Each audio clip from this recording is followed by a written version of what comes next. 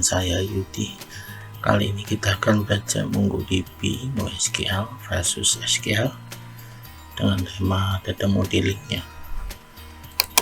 Data modeling kalau kita jabarin secara gampangnya adalah database design ya. Membuat skema di MongoDB itu aja sih.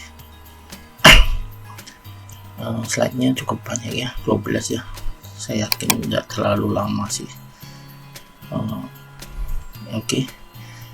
Data model di MongoDB dibagi dua, yaitu normalis data model. Ini normalisasi seperti punya Postgre ya. Kalau yang ini embedded, kalau Anda melihat di video saya yang ke-15, ini embedded sudah dibahas ya. Yang ini normal reference, model reference, yang ini embeddednya ya. Ini cenderung ke arah performance query tetapi mengenakan storage space ya. Storage space-nya dibiarin aja karena di sini ada redundancy. Kalau ini menghindari redundancy ya, cenderung ke arah storage space ya. Tetapi mengabaikan performance query karena ini pakai join nanti. Kalau read ya,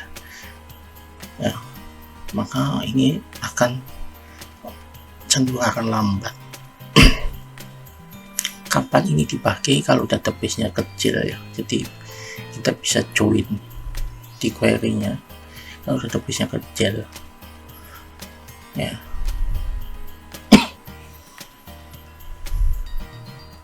Misal ini jumlahnya cuma ratusan, tidak masalah ya, tapi jangan sampai 1 juta gitu seperti database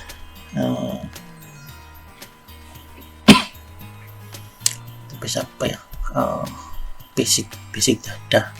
Seperti basic data bisa dimasukin di sini di normalis ya, reference tadi. Tapi jangan sampai si database yang kita read, utama database-nya jutaan ya, jangan,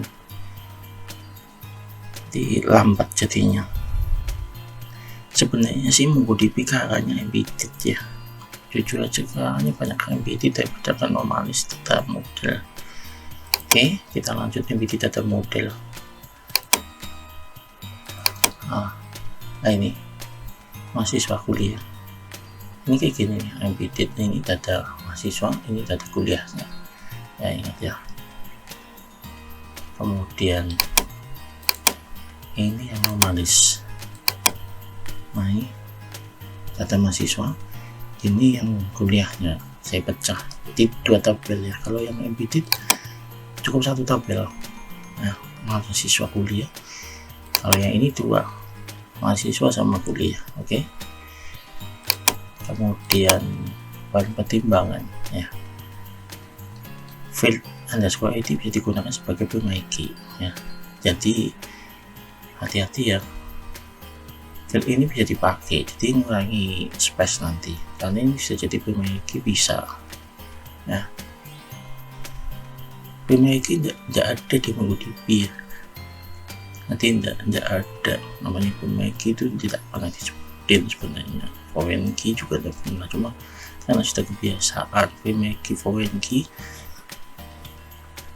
yang foreign key sebagai reference yang mengadu ke tabel lain. Oke, field underscore id bisa digunakan sebagai primary key. Ini kenapa? Karena ada tabel barang, misal barcode produk itu seharusnya primary key-nya itu ya, bisa sih pakai underscore id, tapi kan nanti tidak terbaca untuk user, si pengguna tidak bisa. Anda tahu sendiri field underscore id itu isinya seperti apa, panjangnya seperti apa, tidak mungkin nanti ya paling. Ini aja barcode produk aja, kode barang ya, kode ada di sini. Kalau kita di perusahaan ya, ada namanya kode barang, kode produksi, kode barang untuk marketing, ada barcode produk juga. Itu 3 itu beda-beda sendiri. Kode produksi biasanya barangnya bisa di bagian departemen produksi. Ketika pindah ke marketing, dia pindah lagi, ada kode barangnya sendiri, ada kode barcode itu untuk yang scan. Kode barangnya itu biasanya dipakai marketing untuk jualan, bukan barcode-nya yang dipakai ya. Ini untuk jualan kayak di supermarketnya ya, itu agak ribet lagi ya. Terus pertimbangan untuk memilih performance, query atau storage space, ini yang jadi pertimbangan ada menentukan embedded atau normalis data model. Oke, ini bahan pertimbangan selanjutnya skema, yaitu desain skema berdasarkan permintaan user ya. Nanti ya harus sesuai dengan permintaan user. Permintaan usernya apa, disesuaikan dengan situ. Gabungan objek ke dalam satu dokumen jika tidak menggunakan secara bersama-sama ya. Jika digunakan secara bersama-sama, ingat ini kalau digunakan secara bersama-sama digabungin. Ini biasanya kalau read ya, kalau dia banyak di read dan butuh performance, hanya digabung si objeknya jadi satu tabel. Jika tidak dibutuhkan join, lebih baik dipisah. Tidak, ini salah jika dibutuhkan join, ini bukan tidak ya. Jika dibutuhkan join, lebih baik dipisah. Nanti ya.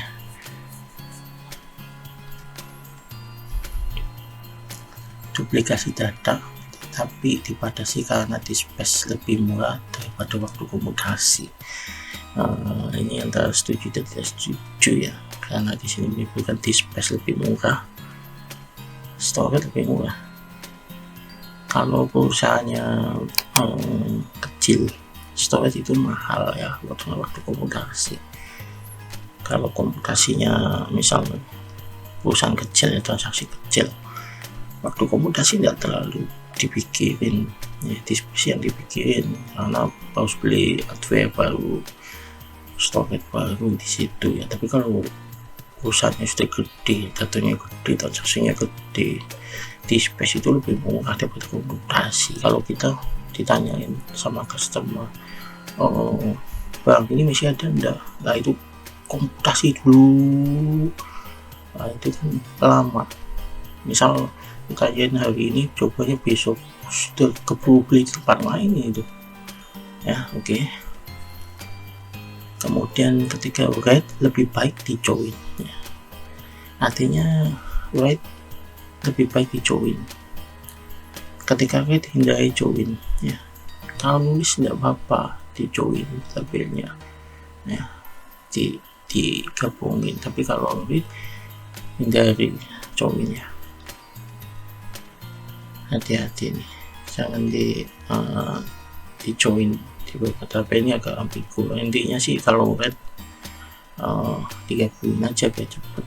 Embedded berarti ketika read ya sama aja, hindari join. Embedded juga maksudnya gitu. Intinya sih kalau poinnya, kalau kamu mau nge-read ya untuk data besar, jangan di join itu aja.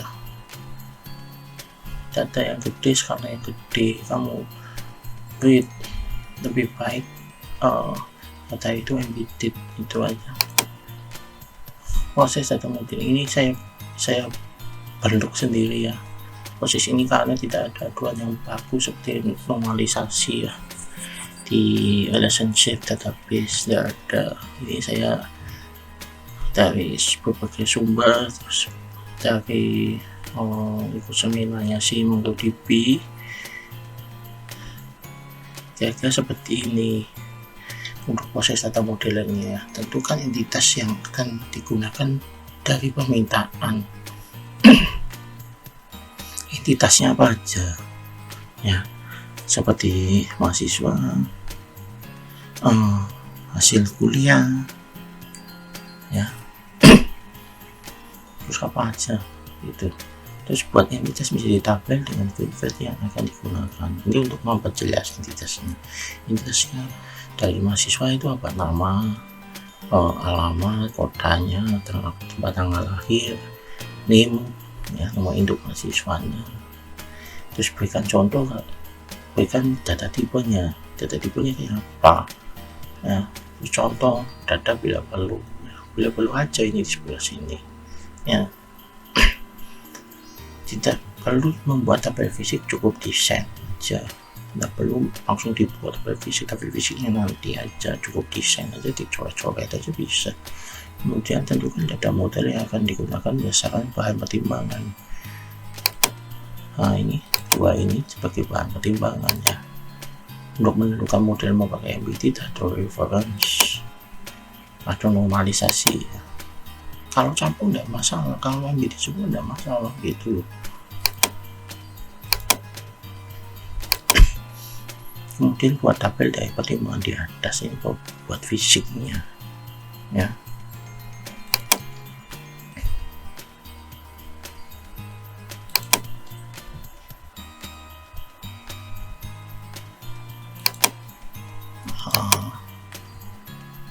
Ini belum, ya. Oke, ini ada studi kasus, ya. Si Andi ini ingin membuat aplikasi berbasis web untuk menyimpan data email dan phonebook dari kenalan lama dan baru, sehingga HP-nya tidak penuh dengan kenalan lama yang sudah tidak dikontak lagi. Itu aplikasi ini kemudian akan digunakan untuk mencari setiap kali dibutuhkan data email atau phonebook kenalan gitu. Jadi butuh read-nya itu agak cepat, ya. Proses satu yaitu entitas yang akan digunakan untuk friend, ya, data friend, email, phonebook. Nah, ini proses 2. Data friend ini ID-nya, feed-nya seperti ini, ada nickname, ada nama, ada address, ada JD, email, ada email provider, masih aktif apa enggak. Phonebook itu phonebook, phone number providernya, Telkom, Indosat, Smartfren dan sebagainya, ini masih aktif atau tidak.